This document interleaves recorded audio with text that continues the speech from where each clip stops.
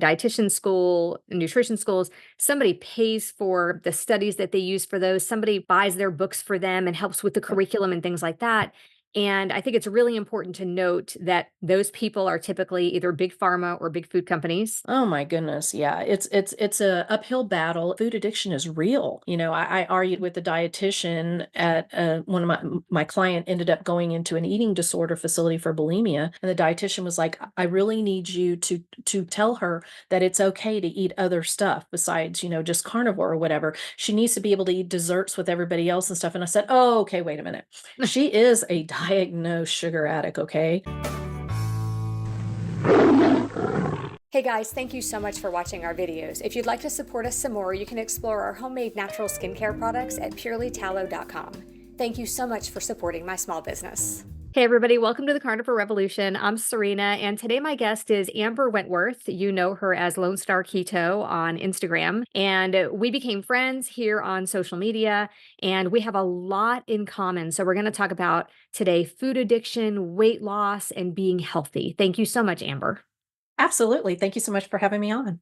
So let's start with your story. I've listened to, over the last couple of years, I've listened to multiple interviews with you talking about your story and about your history with food and eating disorders. And you and I are kindred spirits. I'm sure that the all or nothing issue. And if you can't eat just where you can't just eat one, you have to eat the entire package of something. And I am the same way. And so let's talk about your story and how you got to where you are and how you dealt with those eating disorders and food issues and disordered eating over the years. Okay, it's a very long story, and I'll try That's to okay. condense it as quick as I can. I started on my, I guess you would say, weight loss journey about the age of 10. When I started realizing that my body was a little bit different than other little girls my age, I started to develop a little bit early and translated that into being fat, whatever. So I did my first diet when I was 10. I mean, ridiculous. And my mother was always really big into diets too because she came from a family of very obese people who had a lot of diabetes, heart issues, et cetera, like that. So she was always eating salad and, low fat everything. You know where I'm going with this. And so I kind of had that mentality already, and I was already starting to worry about my body. But at the same time, something else was happening, which at the time I had no clue what was going on, is I couldn't control myself over certain foods. And I didn't really understand that as being an addiction. Of course not, especially when I was young. But in order to control those feelings and the fear of being overweight or whatever, I started doing goofy stuff like binging and purging because it was like a thing in our high school. And this was when I was like 15, and I was like, "Hey, this is great. I can eat that whole thing of Little Debbie's and then just go, purge it and everything's cool, right?" Yeah. So I became bulimic like quickly. It was like an obsession. Like I couldn't even allow anything more than water to stay in my stomach at all, zero, nada.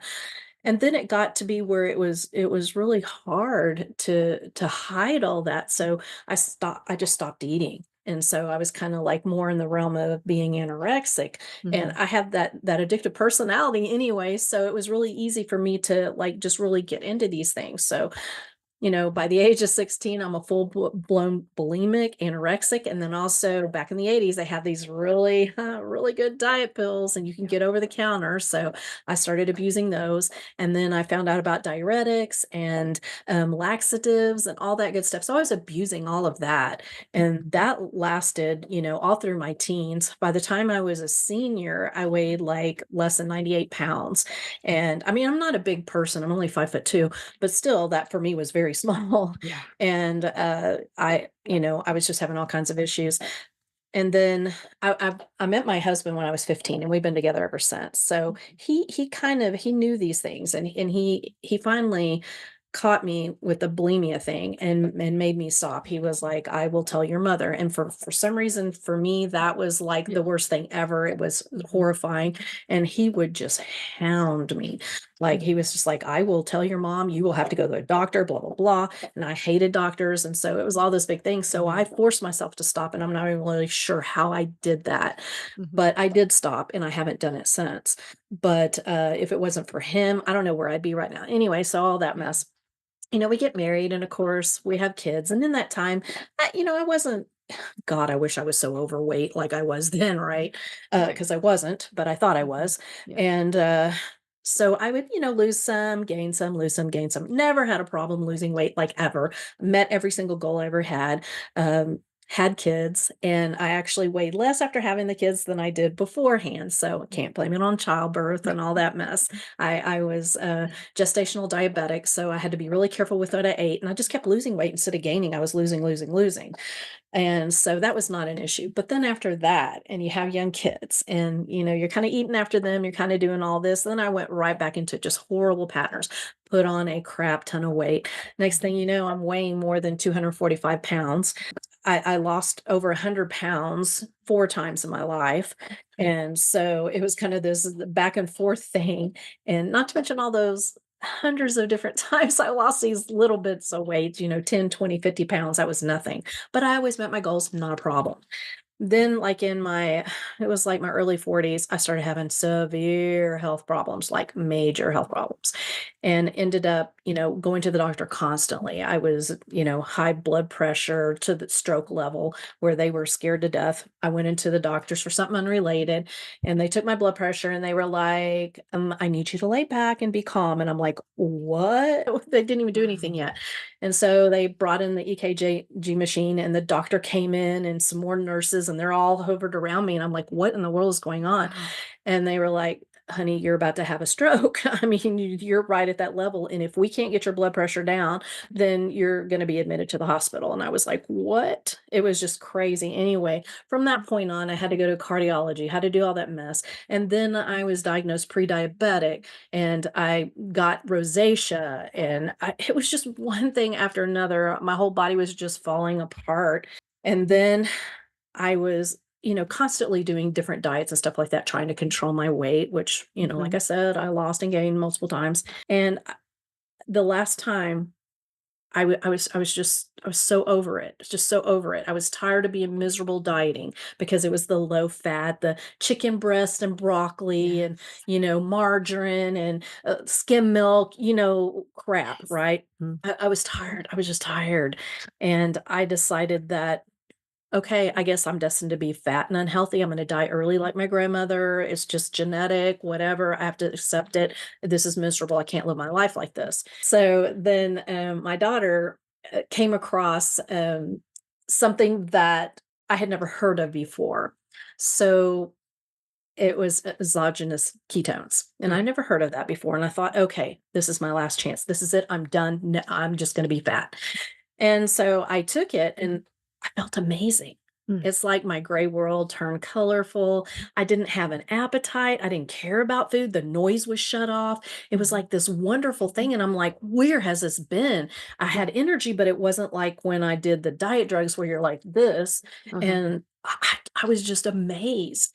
So I started doing some digging like, what is this? Where's this been my whole life? Yeah. Only to find out that your body does that naturally. And I'm like, Mhm. wait, what? And so I started digging more and more into it, learned Mhm. about there's actually a ketogenic diet lifestyle. And I was like, Yeah. Why? I did every single diet there ever was. How did I not know about this? What? Yeah. So I started doing it on my own. So I didn't even need the exogenous ketones anymore. And I lost, like 80 something pounds. So I got down to my lowest weight, besides the anorexic weight. Yeah. But I was feeling amazing. Yeah. And then I did that for, like, what was it, 2 years. And then I started hearing so much about carnivore, and I was like, oh, okay, I'll give it a go because my friend was really badgering me. It's all roads lead to carnivore. And I was like, okay, I'll try it. So I did, and I actually liked it. Mm. And I had, like, doing keto, I had got rid of so many symptoms, like the rosacea kind of went away. It wasn't 100% gone. I got off all my medication except for one blood pressure medication. Just so many things cleared up, and Mm. my, A1C was normal again, all that kind of stuff. So then I was like, okay, well, I'll give carnivore a try. Just it was World Carnivore Month. Why not? Let's just do it. I had a podcast with that friend, and we always talk about it. I was keto, he was carnivore. We went Yeah. back and forth, whatever. So okay, I'll do it. Well, within a week, every single digestive problem that I thought I had already cured was gone, because on keto it was so much better. I had like Mm. this constant chronic di- uh, constipation since 3. I had no Mm. clue, no clue. that it was all related, diet Mhm. related. And then when I went carnivore, it all went away. Like I had no constipation, like at all, like zero, no bloat, no nothing. And I Mhm. was like, what is going on here? Yeah. And then, after going through a little while, I got off my last bit of medication. My rosacea cleared up more. I was just like, what in the world? And it was so easy. It was so easy to do. So I stick with it because of that reason. It's just too Mhm. easy. And this month the 17th, March 17th was my 5-year anniversary on keto. Wow. So yeah. And then not too long ago, it was about 2 years ago, I met Bitten Johnson, and she's a sugar addiction specialist. Mhm. And we just kind of happened to meet because I was presenting in the same online summit as she was. And we did this like little thing where all of the presenters went together, and we just kind of hooked up somehow. And we started talking, and she decided she was going to do a diagnostic on me. And sure enough, I find out that I'm a sugar addict, in remission. And that kind of really opened my eyes and made me realize that everything that I had gone through for 40 years of my life Mhm. was due to an addiction, and I was trying to control that addiction. Mhm. So now I view things differently. I no longer like hate my body and think it's the enemy. Now I understand what's going on, and it's not about the weight, it's about all this other stuff. It's about your brain. Mhm. And so it is just kind of all the pieces of the puzzle are coming together. And because of that, that's why I do what I do, is because I don't want other people to have to suffer like I did. Mhm. And thinking that low fat is the best way to go, with all the artificial this and that stuff, or not getting the nutrients that they need, or Right. thinking that they have a character flaw when really they have an addiction. Mhm. It's like all of this, and so that's kind of where I'm at right now. Yeah, my whole life, our stories are very similar. I bought my first diet pills when I was 12. My sister was anorexic and bulimic. My mom was an Oh, alcoholic. My dad was a drug addict. So I was kind of lost in the middle, but I bought my first diet pills and then dieted a lot, but didn't become bulimic until after I graduated high school. mm, Lasted probably about 20 years. I mean, it was just, it was yikes, how I that's lived. It was just terrible. Like you, I was stressed out all the time. It's just an amazing process when you become a carnivore and things start to heal, including your brain, when you cut yes, carbs. And I remember learning the difference between an abstainer and a moderator, and that kind of being my light bulb moment for you too, I guess. yes, I was about very 6 much. months in, didn't know that I was better. Like I didn't know that I was well for the first time, and as long as I could remember until I heard about that. And then I was like, oh, so that's why I couldn't stop. It's because I'm an abstainer. You want to talk about that a little bit about the difference between an abstainer and a moderator? Yeah, and I think this is where a lot of people get things wrong, and what we've been told, and this causes a lot of harm for those who have an addiction, because they're taught that it's a character flaw. You don't have enough willpower. You're just not trying hard enough. Put down the fork. Everything in That, moderation. yeah, everything in moderation. That one, oh, that one makes me really angry. Mhm. And you have these little cutie pooties, the little gems, they're in their cute little outfits, and they say, I can eat whatever I want. I just have to moderate. And I'm like, well, goody for you, because that Yep. doesn't work for everybody. And the message you're sending is very, very harmful for a Yes. very large portion of our population who Mhm. struggles with this. Mhm. There's a lot of obese people who have an addiction. Yes. That's not an excuse. You still have to deal with the issue like an Mhm. alcoholic would have to deal with alcoholism. It's the same kind of thing, but what happened to them was not their fault. It's what happened to their brain. And then once they take in that substance, they didn't have a choice. They didn't want that to happen to their brain, but it is the responsibility to do something about it. Yes. But the whole moderation thing, does an alcoholic get to moderate liquor? Nope. How does that work? I mean, Mm-mm. so why would it be okay for a food addict to eat the foods that trigger them? Now, Right. this is a misconception, because when you say like food addiction or sugar addiction or whatever, they think it's like all food. Well, you can't be, addicted to all food, or you die. You need food to live. Well, yes, you do, but it's not every food. It's certain foods. Like we're with alcoholism, it's every alcohol, but this is a little bit different Yes. because you do have to. Mhm. Yes. But moderating something, an addictive substance to you, is very dangerous, because it's just like an alcohol taking a drink. Oh, I can just have one a night. No, Mhm. you can't do that. It doesn't work that way. And sure, you may get away with it for a while. You may have one bite, it'd be fine. You Mhm. may have a million bites and then it hits you. It Right. just depends. Each person's a little bit different. Sometimes that little sugar demon, it waits a little while. It lets you get good and deep in there, and then it hits, and then you are, woo, you are down. And it's just like an alcoholic going on a binge. It Yes. just it hits you like that. So it's not a thing. If you are a Mhm. sugar addict, moderation is not a thing. It's a hard truth. It sucks. Believe Mhm. me, it sucks. I get it. Mhm. I tried for 40 years trying to do a workaround. And, just like with the new weight loss drugs, that's really popular now, I Mhm. would have been one of those people in line. I'll promise Yeah. you, I would have been in Mhm. line waiting for that miracle cure. Yeah. But now knowing what I know, there is no miracle cure when you're an addict. There's not. Mhm. Because if you don't do the work like any addict has to do, that's not just eliminating the addictive substance, Mhm. then you're in trouble. So moderation is not a thing.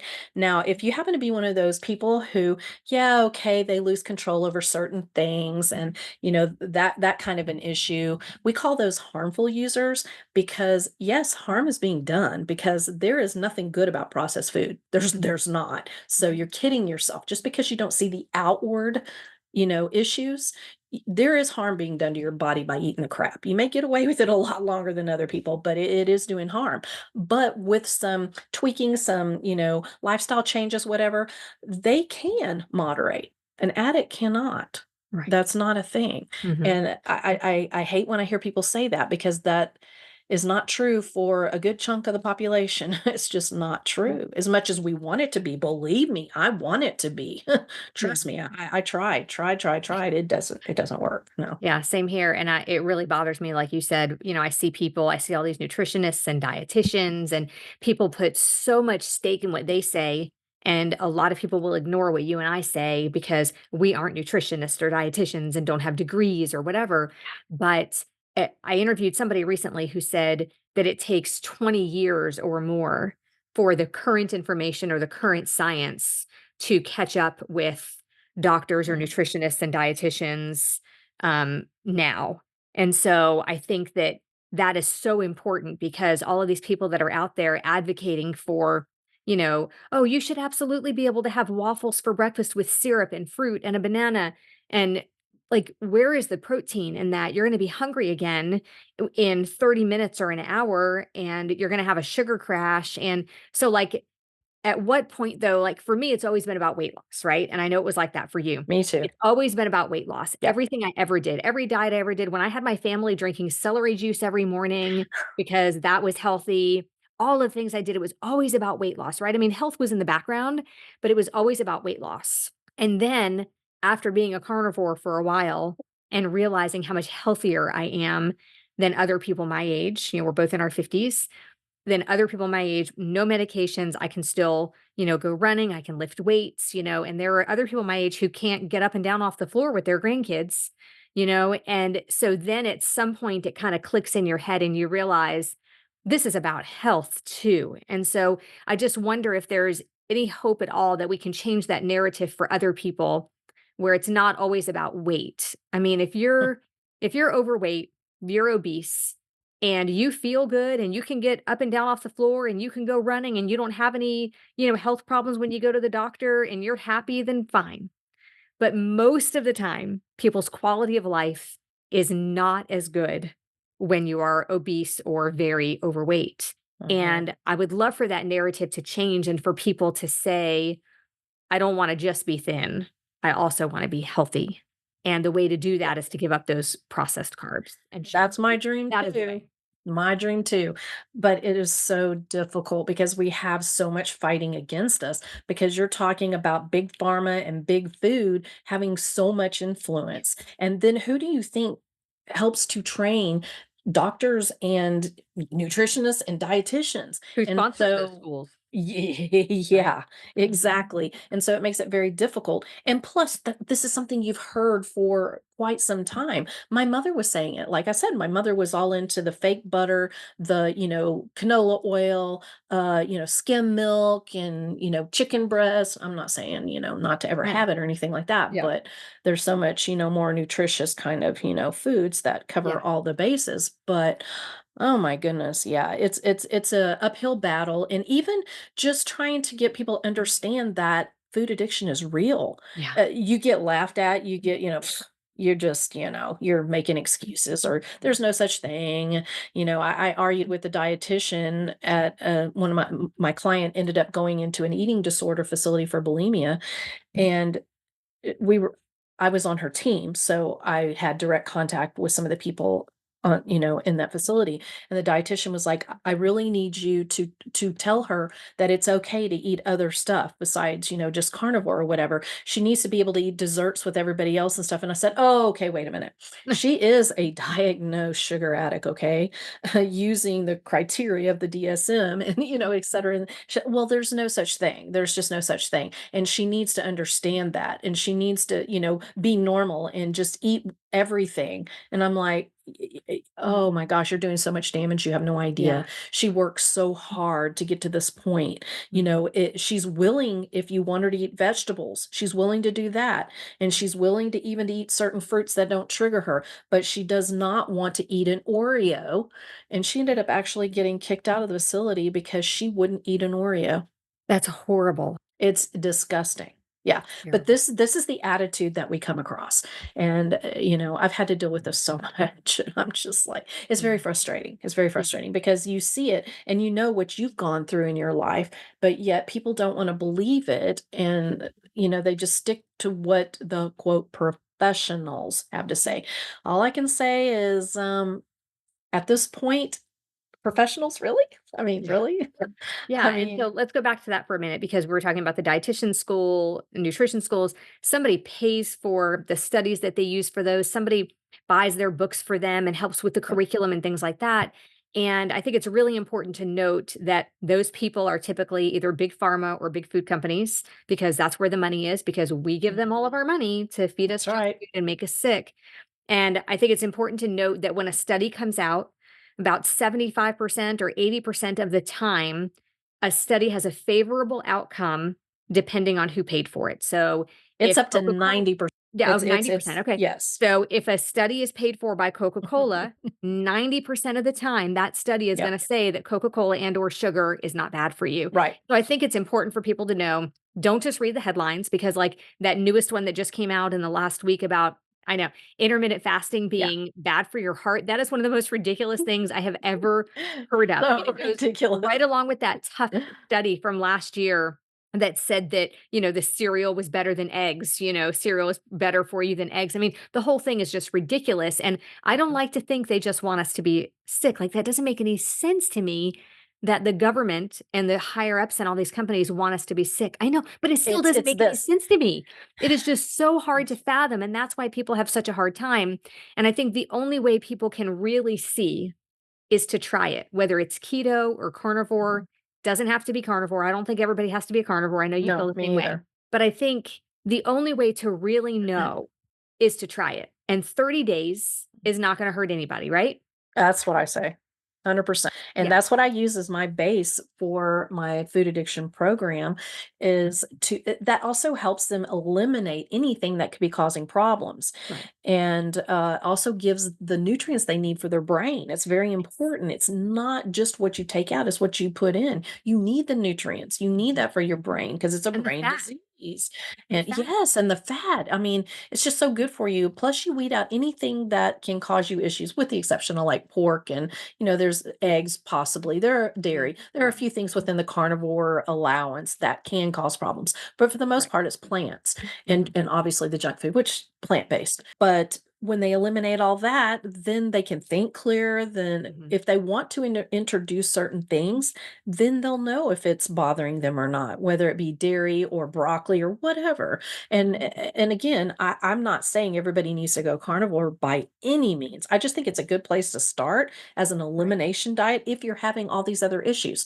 What are you going to lose? That's You're only exactly going right. to gain, you That's know? exactly right. Yeah, and the same people that will ask us, "Oh, show me the study, show me the proof," are the same people that are going to McDonald's and getting a Shamrock shake and not asking for anything from the people at McDonald's, about it. They don't even know what the nutrition information is on 99% of the stuff that they eat, but when they hear us talking, they're like, "Oh, really? Where's your proof? Let me see. Let me I see. Where's the study?" That's the most aggravating thing to me ever.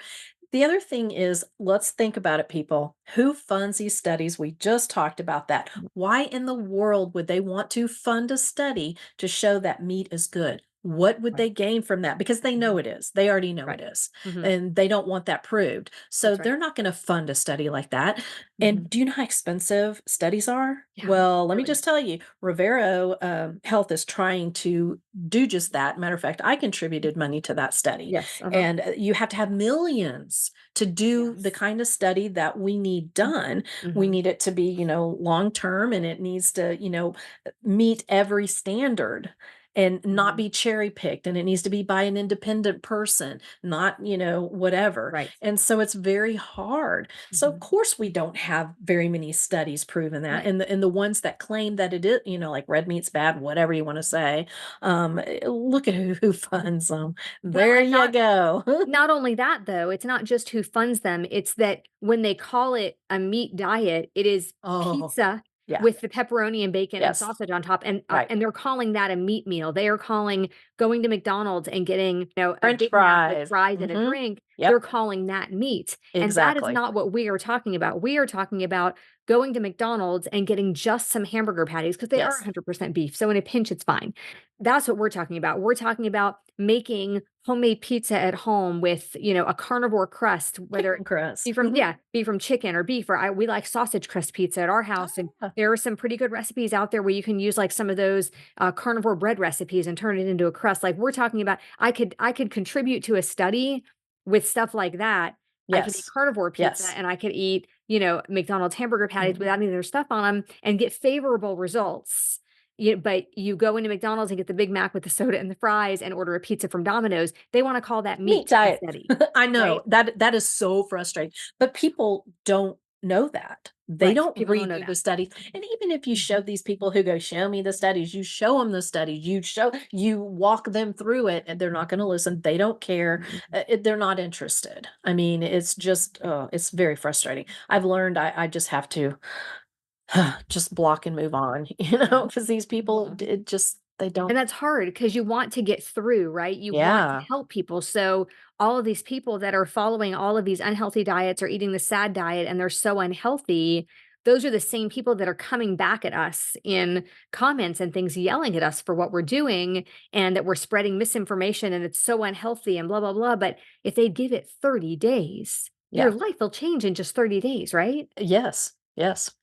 It's very frustrating. Yeah. Yeah. Yeah. Yeah, so we talked earlier about, like, all or nothing, that we're both like that. I Mhm. think a lot of people that come to carnivore, a lot of people on the food addiction scale have that issue, all or nothing, and I heard somebody say not long ago, "Wouldn't it be nice if you get to a place where it was all or something?"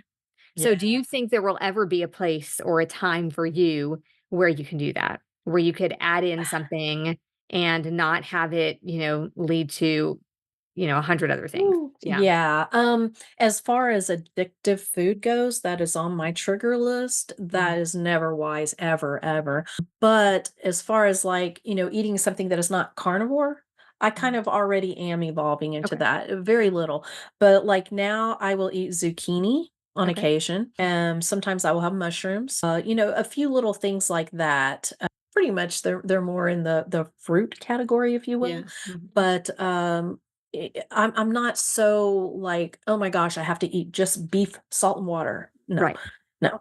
I Mhm. haven't been that way from the get-go because I like spices, and they're clean spices, Uh-huh. but I can't just have salt. I would gag. I can't do it. It's Yeah. just something I don't know why. I've been like that since I was a kid, but I have to have some kind of something on there besides salt. I Mhm. don't like pepper, but, just garlic or I don't know, something. Yeah. So I've never been, that strict as far as that goes, Mhm. but yes, I feel like I can't. Now, I also know what I need to stay away from 100%, and I have no desire to do that. I'm not going to eat grains because nobody needs grains. Right. Grains aren't good for anybody. Now, I'm sorry, I said it, whatever, but that doesn't mean that somebody can't have it on occasion or, you know, eat it clean, like sourdough bread or whatever like that. Mhm. If it's clean ingredients and it's done properly, okay, there's some situations like that, or you soak it, you ferment it, those kind of things. Okay, fine, that's fine.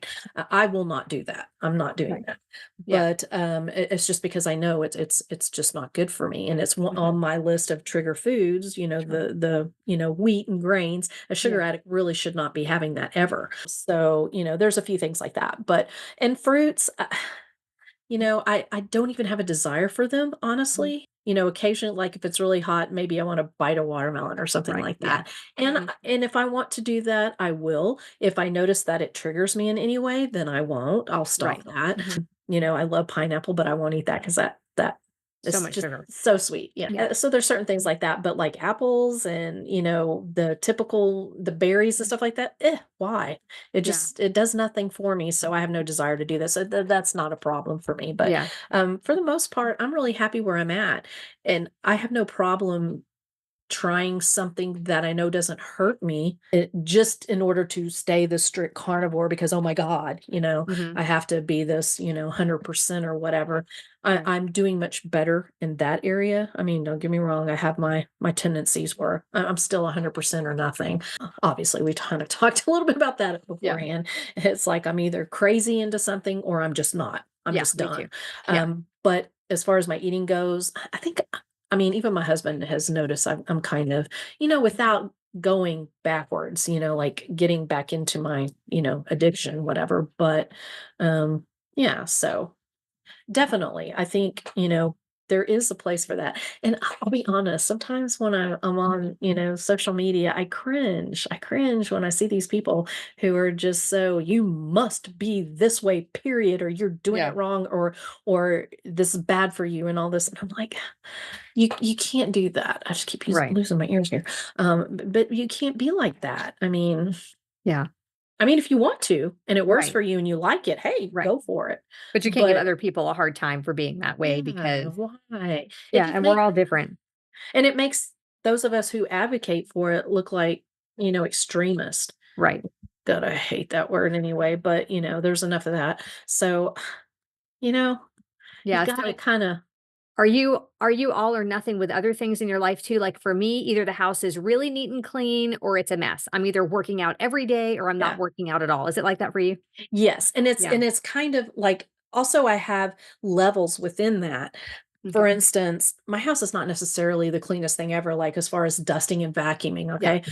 But you ain't gonna find any dirty dishes in my sink because I Right. can't. I Right. can't do it. I Yeah. tried a couple of nights ago. I had to laugh at myself. I was like, okay, you know what? I am tired. I'm gonna leave that bowl and a couple of spoons in the sink. Ha! I feel good about this. So I thought, yeah, go me. And so I started going to the bedroom, to get ready for bed. And then I was like, God dang it, I can't. So back in the kitchen I did, and I scrubbed those dishes and I wash them by hand now because there's just the two of us now. Yeah. And then I went in the bedroom and I said, yeah, I tried not to do the dishes. And my husband's like, I know you did them. I know. I heard you. I know. Funny. I know. And then he was Yeah. like you weren't going to. So there's Mhm. certain things like that, but for the most part, I like my house uncluttered. That's the Yeah. part I can't stand is the Same here. clutter. But I'm not Yeah. necessarily, Clean. like constantly vacuuming and Yes. dusting. No, I'm not very good at that. Yeah. But I'm the same yeah, way. but generally yes. And if it's like exercise, but then again, I had a disorder, exercise disorder. I guess I didn't mention that, where I Mhm. would work out up to 5 hours a day, 6, 7 days a week, doing everything. I couldn't even when I was home,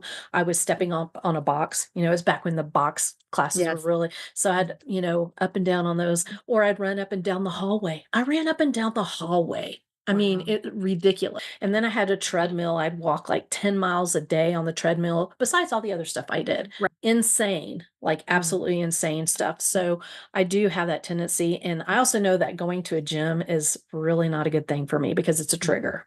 Okay. So I do not go to a gym. I can't. I tried. I can't. It's just, it gets me right back in that mode to Yeah. where I'm like, so yes, yes, I'm very much like that in a lot of areas. So Yeah. yeah.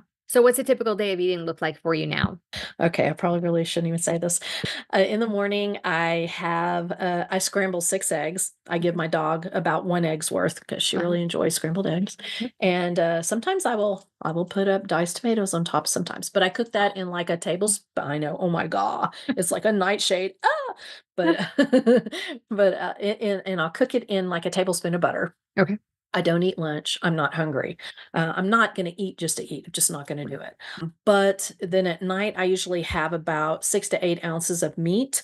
And usually, either the fat is in the meat or I'll add some fat or whatever. Occasionally, I will have zucchini with that. That's pretty much all I eat. I know. I So know. before we started recording, we talked a little bit about because as most people who watch me know that I've gained some of the weight back that I lost. I gained weight in the beginning of carnivore from not eating enough, and then I kind of figured that out. Lost a bunch of weight, lost 35 pounds, and I'm back up about 17 or 18 pounds. And I know that it was from under eating again. So let's talk about that a little bit. Has that ever happened to you and or your clients where you undereat and you Yeah. either get stuck or you actually gain weight, which seems ridiculous and impossible, but it does happen. Yes, it does. Now, as far as personal experience goes, I just experienced this, but I have a couple of different things going on at the same time. But I will tell you the calorie in, calorie out, Garbage. I can't even talk to you about that because it's just so ridiculous because It I is. just I just did this and people say, "Oh, you just didn't count right." Right. I know. Dude, You're not doing please. it right. 40 years of my life, okay? No, I Yeah. can't even talk to you. No, I just Yeah. can't. I know what I eat and I'm not stupid and I don't snack. I never snack. So it's not about, "Oh, you're taking a little bite of this and that." No, I don't. I don't Right. even have snack food in my house. I have nothing bad in my house. So it's ridiculous. Anyway, so after going through a really traumatic time, we kind of discussed earlier, where my mom, I had to take care of my mom. It's very stressful, like ungodly stressful, very traumatic. And then she died. It was very horrific. It caused so much stress. And then our house, the foundation, we had to move out our house for 3 months and live with my son to get that fixed. It was a lot of money. It was a lot of time. Mhm. Just one thing after another, all the stress piled on.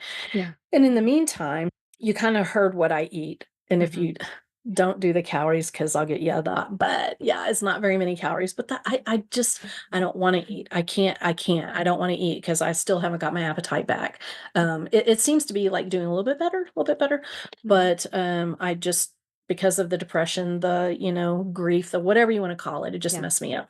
But my cortisol, I took tests 3 different times, and yes, I did the Dutch test one of the times, so I know what my cortisol looks like. It's Mm. off the charts, crazy all day Okay. long, which is horrible. Mhm. So I had that. I had the stress, I had the trauma, I had the high cortisol plus under eating, and I just started gaining, gaining, gaining, gaining, gaining, gaining, gaining. I did not change what I ate. I did Mhm. nothing different. But oh, then to add insult to injury, I'm pretty sure it's a menopause thing. Like I said, I don't know for sure if I am because the normal way you can tell, I couldn't tell for me. So I had the whole menopause thing, I think, in there too. So it's just Mm. all this stuff. And it's like, honey, it ain't the calories, okay? It's not the Right. calories as far as the Definitely not gain the in the weight. calories. Matter of fact, it's the opposite. Because if you do Right. my calories, that's about what a child should eat. That's right. Because I don't snack. I only eat 2 meals a day, Right. no. Yeah. So yes, it can happen. And I've seen it with clients too.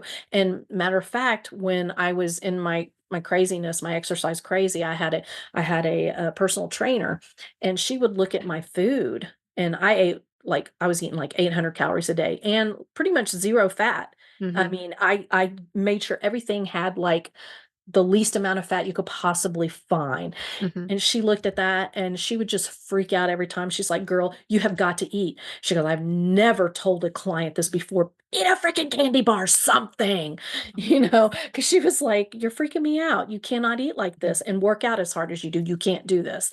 Yeah. And so, but I would gain weight. Yeah.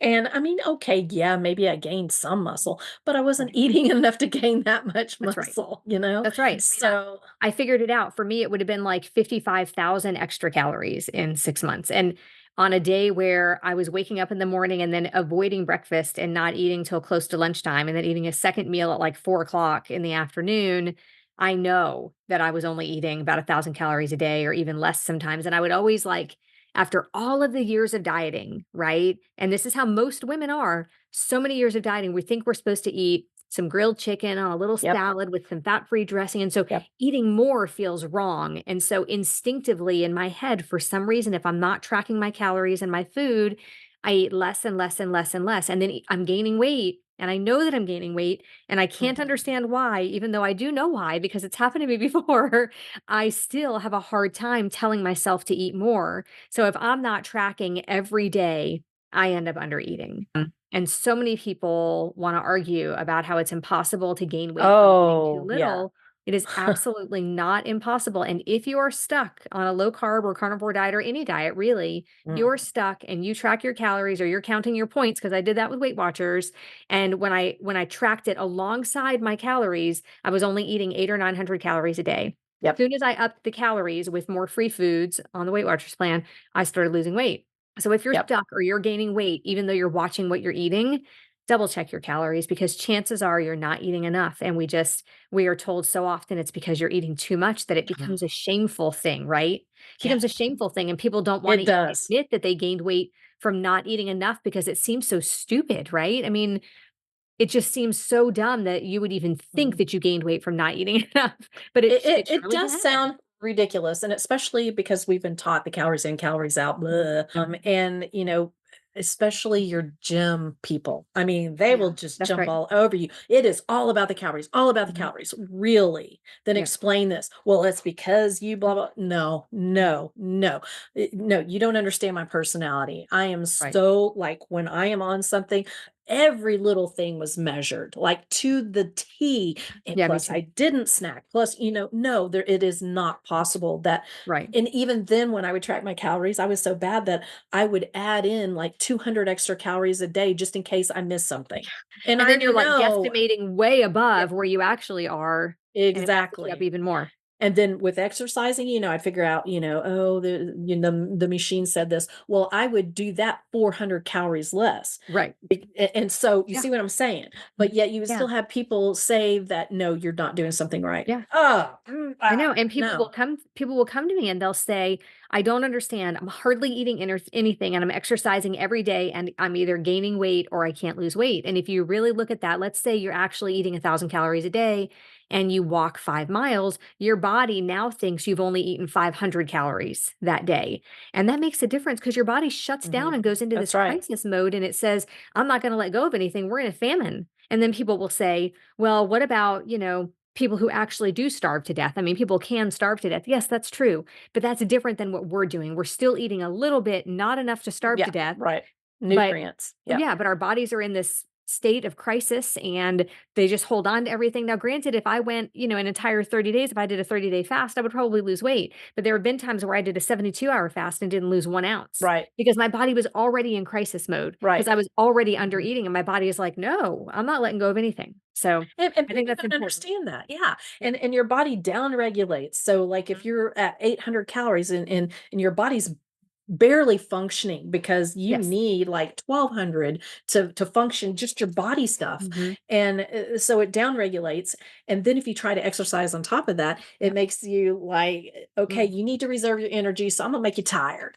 That's right. So here you are, you're like the your hunger signals go up but Mhm. your energy goes down, and so you have to eat less, exercise more, eat Yeah. less, exercise more. Yeah. And I remember when that finally hit me, I was like, I'm eating 800 calories a day. I'm exercising 5 hours a day, plus everything I did at home. I didn't even count that as exercise. So when I'm 70, I'm going to be eating 0 calories and Right. staying up 24 hours a day to exercise. Mhm. That's right. It made no sense to me. Right. And that's when I started really kind of the lights kind of went on and it was like, Yeah. I think there's more to this calorie thing. There's something going on in my body. Oh, you think it's called hormones? It's called, Yes. it Yeah. regulates what you're going to do. And if your fat's going to be, liberated or if it's going to be Right. taken in, there's so much to it. So It's like much. count your nutrients, not your calories, Yeah. because 1,000 calories of Snickers versus 1,000 calories of meat will give a totally different response in the body. Yeah. Period. And anybody who says Absolutely. that it doesn't, they're ugh, I know. just don't know what they're talking about. I know. It's like it's very frustrating. So, Amber, if you had one piece of advice for people who are struggling with eating disorders or undereating or overeating or carb addiction, what would your advice be for somebody? Get help. Get help. And I'm gonna tell you this because 50% of uh relapse prevention or addiction recovery is support. 50. Wow. It's mandatory to get rid of the issue. And a lot of the eating disorders are related to food addiction. Not everyone. I'm not saying everyone who has a eating disorder is a food addict. I'm not saying that, but a good percent are. And so Mhm. they do that to try to control, just like what I did. So get help. It's okay. You can ask for help. It is an issue. It is a problem. Would you tell an alcoholic, "Oh, just whatever, deal with it, just stop, just stop drinking." It doesn't work like that. What's a big chunk of their recovery for it? That's right. Same difference. So don't be afraid to reach out. Whether it's a family member who's gone through it, you're going to need more than that. Or, a group. There's lots of Yeah. groups out there. Some of them are free, some you pay for. Get into a treatment program, like something, I offer a treatment program. It's kind of revamping now. So, but Mm. there's plenty of other ones out there. Just get the help that you need. It's okay. It is okay. And Mhm. just remember, if you're a food addict, it is not your fault, but it is your responsibility Yes. to do something about it. So don't let anybody shame you. It's it was beyond, once the substance hit you, it was beyond your control what happened to Mhm. you. And it's sad. It's very Yeah. sad. And a lot of times what happened to you was when you were like, little, even maybe a baby. Mhm. That may have been when your brain got lit up. And then everything up to that point, you had no control over that. Mhm. None. So don't let shame and guilt, and I thought for 40 years of my life, longer, almost 50 years, I guess, that I had a character flaw. Something was really wrong with me. Me too. And now I know, no, yeah, there is something wrong with me, but it's not my fault. Right. Exactly. Amber, where can people find you? Oh gosh, I'm on everything, but Instagram is my big one. It's Lone Star Keto Girl. I'm also on Facebook. I have a page there, Lone Star Keto, and I'm under Amber Wentworth if you just want the personal page. And I'm on where else? Twitter or X, whatever you want to call it. Yeah. But I don't do a whole lot of my nutrition stuff over there yet. But I'm sure you'll have it posted below the video or whatever. But Yeah. I kind of had to tweak my names on each one because they wouldn't let you have enough letters. So I don't want to Yeah. ramble all of that off. That's So, okay. We'll find it. but Lone Star Keto Girl on Instagram, and then from there you can find anything. Put it that Okay. way. I have a Awesome. link. So Yeah. Awesome. Well, thank you so much for doing this with me today. Hopefully, we help some people talking about food addiction and things like that. absolutely. Thank you so much for having me. And thank you for watching. I'll see you next time on the Carnivore Revolution.